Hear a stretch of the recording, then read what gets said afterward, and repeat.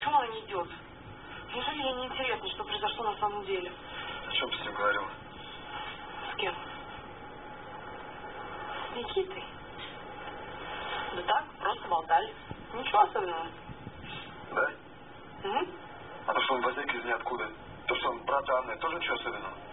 Ну, это, конечно, странно, но ты знаешь, по сравнению со всем, что происходит в нашей школе, да. Что ты записалась к нему на этот факультатив?